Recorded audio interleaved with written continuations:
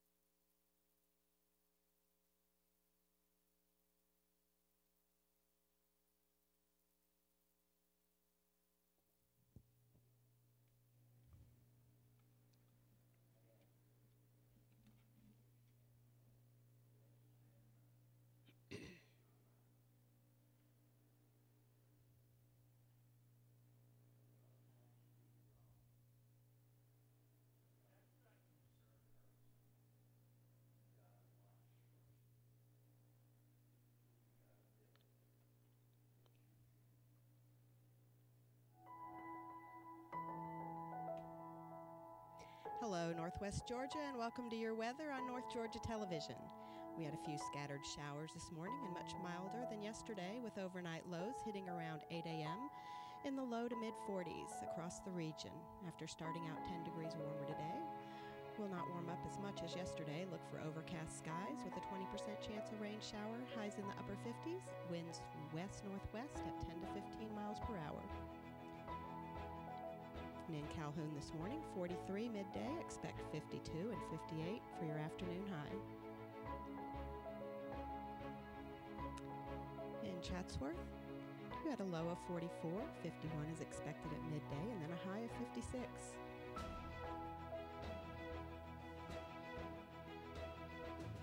In Chickamauga, midday, look for 53 as well, and 58 for the region high.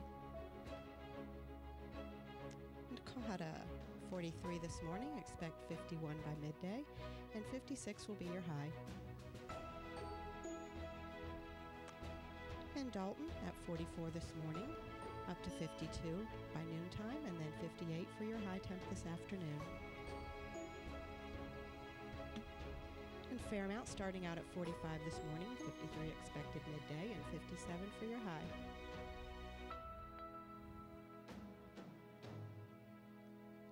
Fort Oglethorpe at 46 this morning, 54 for your noon hour, and 57 will be the high.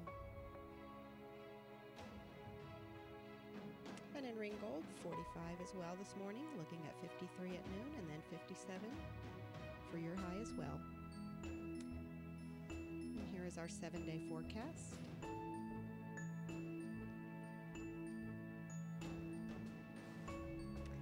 Sunny skies are expected tomorrow, highs in the lower 60s, winds northwest at 10 to 15 miles per hour, and only a slight chance of rain. Clear Friday night with temps in the mid-30s, north-northwest winds at 5 to 10.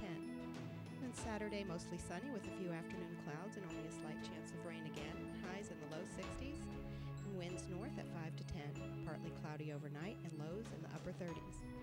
Sunday, mostly cloudy skies, high of 69, south-southeast winds at 5 to 10. Then considerable cloudiness and a 40% chance of showers Sunday night. Winds calm down and lows in the upper 40s. 50% chance of scattered thunderstorms on Monday and Monday night with highs of 69. South-southeast winds at 5 to 10 and overnight lows in the mid-40s. On Tuesday, cloudy with occasional showers expected, highs around 60, lows in the mid-40s. And Wednesday, partly cloudy, high of 60, lows at 40. Next Thursday, sunny skies again, highs in the mid-60s, lows in the mid-40s, and winds at 5 to 10. That's your weather forecast. Whatever the weather, North Georgia Television hopes you have a blessed and beautiful day. And here are the area obituaries.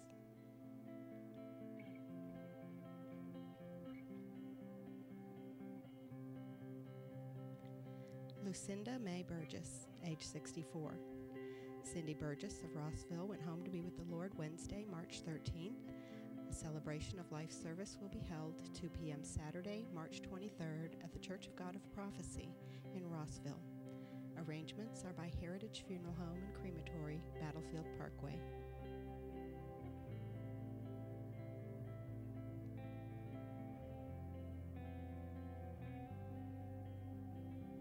Mrs. Shirley Elaine Calhoun Wynn, age 67. Shirley Wynn of Dalton passed away on Saturday, March 16th. The family will receive friends and have a time of prayer on Thursday, March 21st between 11 a.m. and 4 p.m. at Willis Funeral Home in Dalton.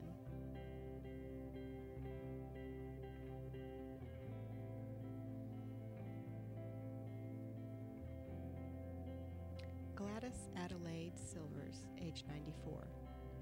Addie Silvers of Calhoun passed away Thursday, March 14th at Dalton Place Senior Living Community. Funeral services will be conducted Friday, March 22nd at 5 p.m. from the Chapel of Thomas Funeral Home. The family will receive friends Friday from 4 p.m. until the funeral hour of 5 p.m. at the funeral home. Graveside services will be held Sunday, March 24th at 2 p.m. in Chandler Cemetery. Mr. Robert Lee Carruthers, Sr., age 77. Robert Carruthers of Lafayette passed away Saturday, March 16th. The homegoing celebration will be held Saturday, March 23rd at 1 p.m. at Pleasant Grove Baptist Church in Chickamauga with Reverend William Tramble and other ministers officiating. Interment in Garmany Cemetery. Arrangements by Willis Funeral Home in Dalton. Randy Blake Levain, age 64. Randy Levain of Tunnel Hill passed away Saturday, March 16th. A service to celebrate the life of Randy Blake Levain will be held at 7 p.m. Thursday, March 21st, at the Chapel of Dalton Funeral Home with Pastor Russell Snyder officiating. The family will receive friends for visitation from 5 p.m. until the hour of service. Edna Margaret Burns, age 69. Edna Burns of Dalton passed away Saturday, March 16th. A funeral service to celebrate the life of Edna Margaret Burns will be 2 p.m. Thursday, March 21st at the Chapel of Dalton Funeral Home with Chaplain Tommy Dale officiating. Interment in Whitfield Memorial Gardens. The family will receive friends from 11 a.m. until the 2 p.m. service on Thursday. Kenneth Charles Thomason, age 61. Kenneth Charles Thomason of Calhoun passed away Monday, March 18th in Gordon Hospital. He was a faithful member of Concord Baptist Church of Fairmount. Funeral services were conducted Wednesday, March 20th at 2 p.m. from the Concord Baptist Church with Reverend Randy Sutherland, Reverend Sammy Allen, and Reverend Isaac Johns officiating. Burial was in the church cemetery. Mr. Jackie Ray Shropshire, age 68. Jackie Shropshire of Somerville passed away Saturday, March 16th at Oakview Healthcare. Funeral service will be on Sunday, March 24th at 1 p.m. at New Bethel Missionary Baptist Church in Somerville with Pastor Kevin Roach and other ministers officiating. The family will receive friends at the church 1 hour before the 1 p.m. service on Sunday. Arrangements by Willis Funeral Home of Dalton. Ola Mae Duncan, age 88. Ola Mae Duncan of Dalton passed away Monday, March 18th. A funeral service to celebrate her life will be 11 a.m. Friday, March 22nd at the Chapel of Dalton Funeral Home. The family will receive friends for visitation from 5 to 8 p.m. Thursday evening. Ola Mae will have a visitation and services at Four Oaks Funeral Home in Oneida, Tennessee on Saturday, March 23rd, and interment will be in Oneida. Mr. Randall Richard Hall, Sr., age 56. Randy Hall of Calhoun departed this life suddenly on March 18th at his home. Service to celebrate the life of Randy Hall will be held Thursday, March 21st at 2 p.m. from the Union Grove Baptist Church with Reverend Donald Collins officiating. Randy will be laid to rest beside his son in the church cemetery. Arrangements by Ponders Calhoun Chapel.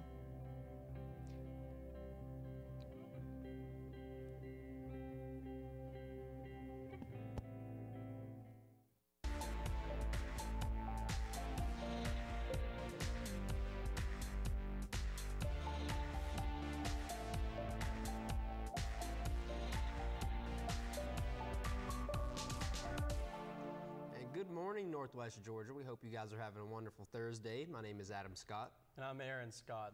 Welcome to North Georgia Television News. We are your news covering Catoosa, Gordon, Murray, Walker, and Whitfield counties.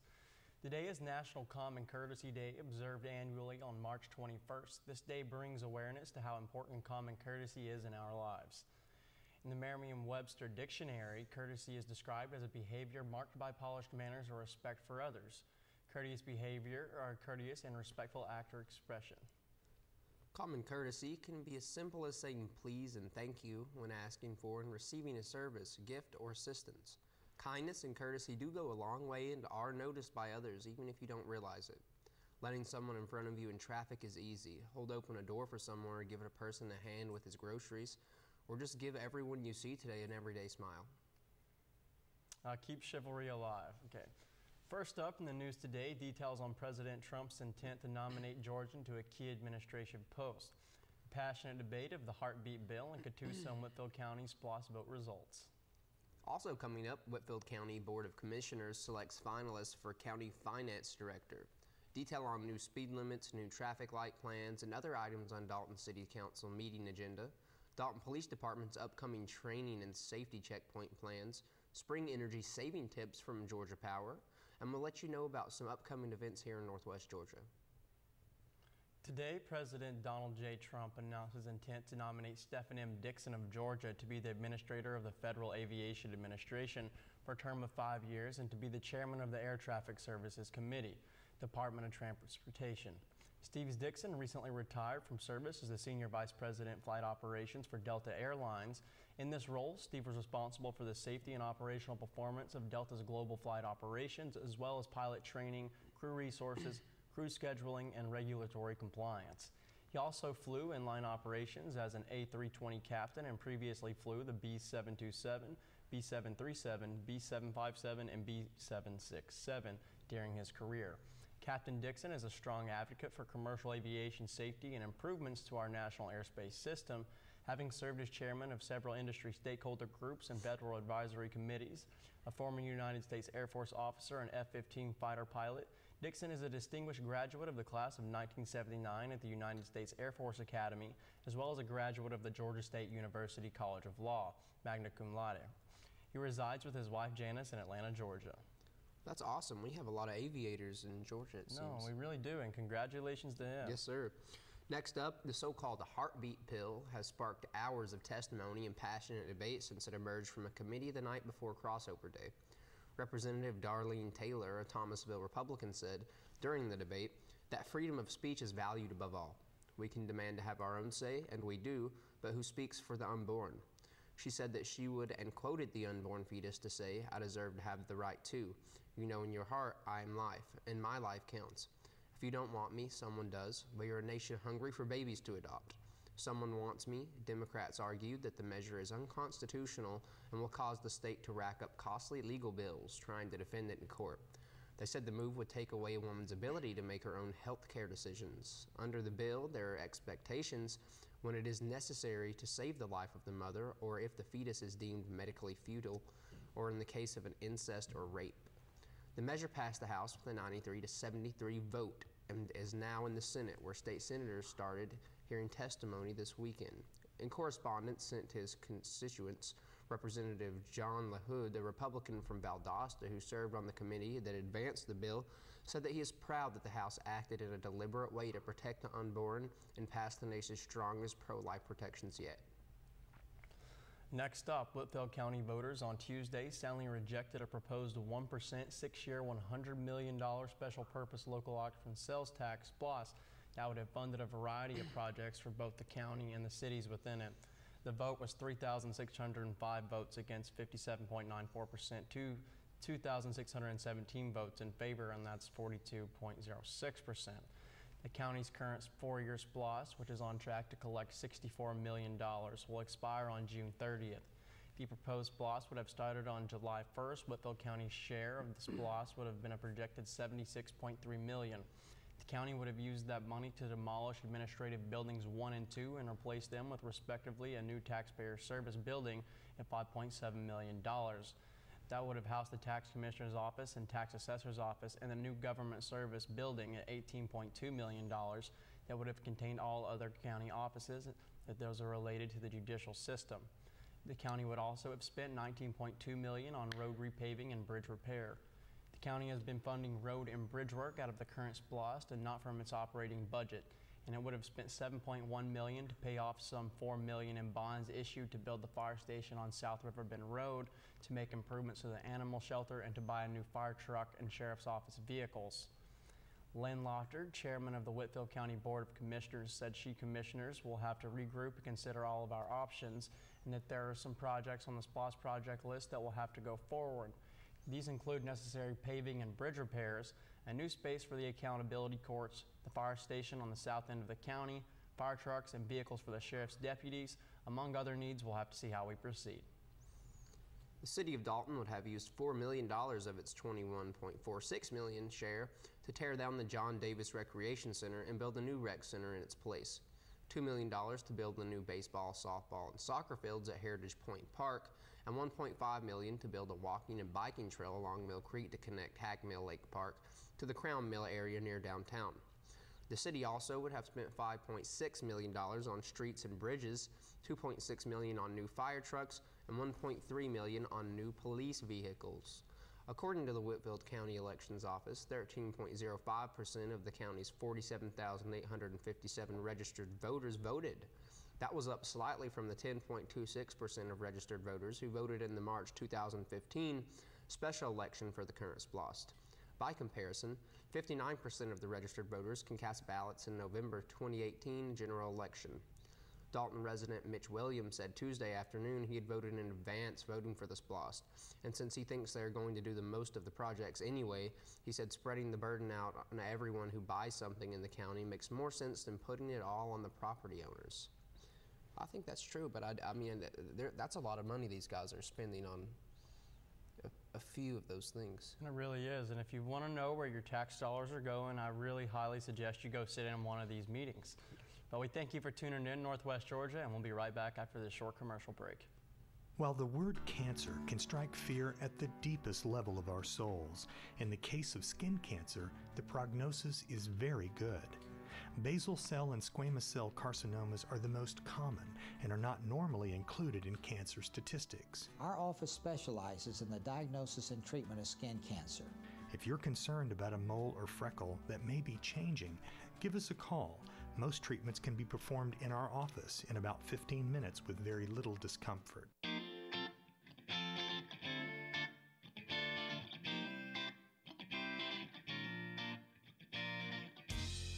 Hi, I'm Judy Elliott, inviting you to join me on Lifestyles for Women show on WDNN TV. This year brings exciting new topics that women like to discuss or just know more about. Subjects like ways to look and feel your very best, travel, family, health, and sometimes just fun girl talk. It's always exciting, and we invite your suggestions. Just message me on Facebook at Lifestyles for Women, or for more information or to watch us online, visit WDNNTV.com. Lifestyles for Women.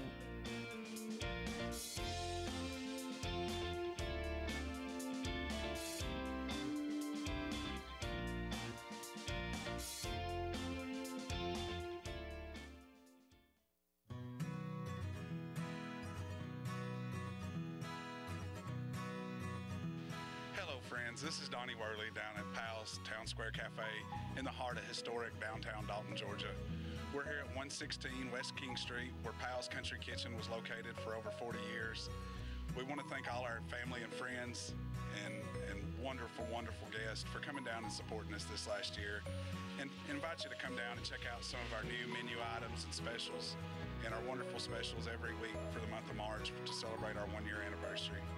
Thank you again, and come down and enjoy a little fellowship and some of the fine programming on North Georgia Television, always playing on our TV here to support all our local businesses.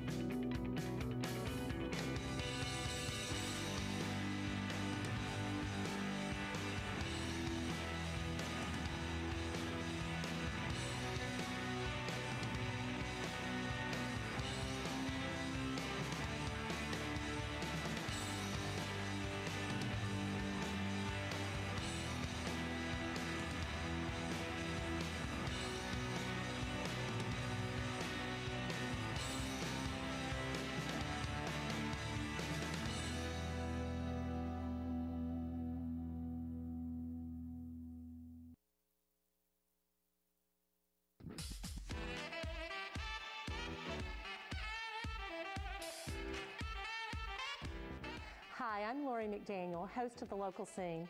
We've all heard it a million times. There's nothing to do around here. Well, The Local Scene exists to prove that statement wrong. We promote events, festivals, fundraisers, and exciting news about what's going on in Northwest Georgia. If you're looking for something to do, tune in. If you've got an event or something special you want to promote on the air, let us know so you can be a guest on the show. Hey, free publicity doesn't grow on trees, you know. If you'd like to be on The Local Scene, please email WDNN at info@WDNNTV.com with the subject line, The Local Scene, or call us at 706-278-9713. Nothing to do. As if.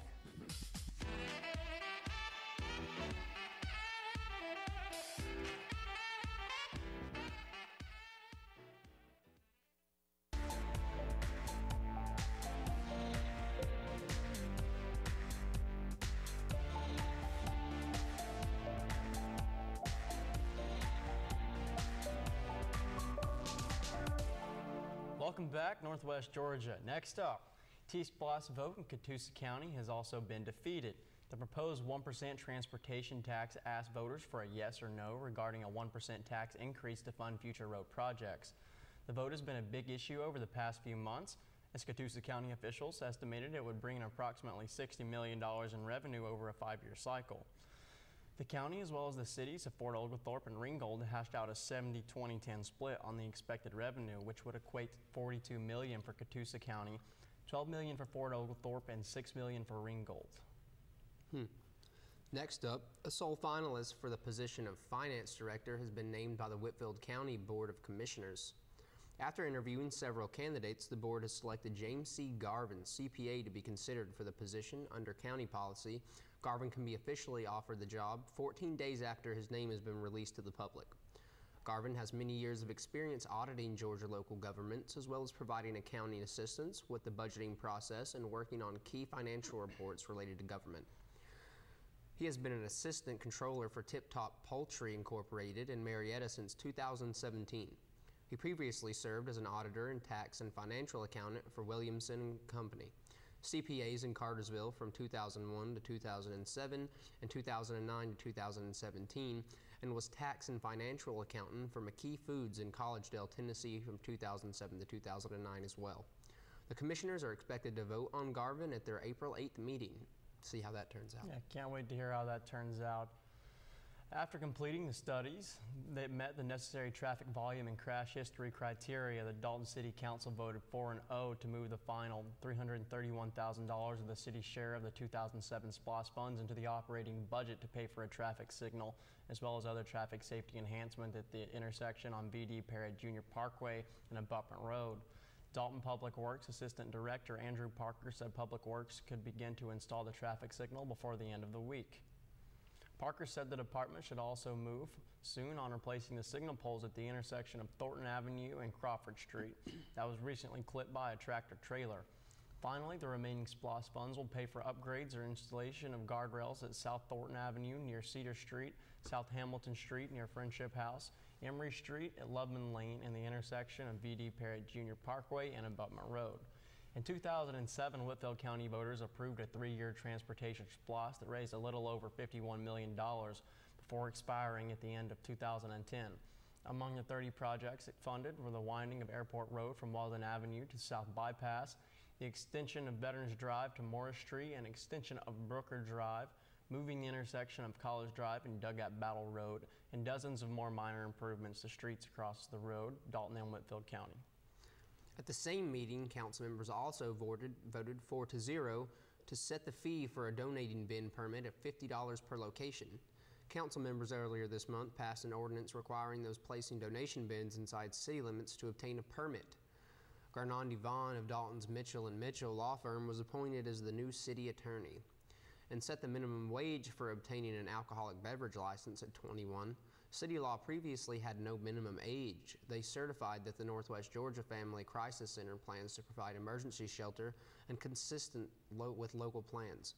The certification is needed for the center to apply for a $60,000 grant from the Georgia Department of Community Affairs and an approved 3-year $186 per month contract with Thompson Rerouters for its Clear software for the Dalton Police Department that allows law enforcement to search public records from a variety of databases simultaneously, and also approved $12,095 change order placement for a ramp apron rehabilitation at Dalton Municipal Airport, as well as a tabling request by Brass Holdings to annex 3.16 acres at 1556 Crow Valley Road into the city was tabled for council members to find out more about the plans for the site.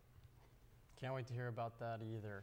Next up, speed limits within the city of Dalton were updated at their recent city council meeting.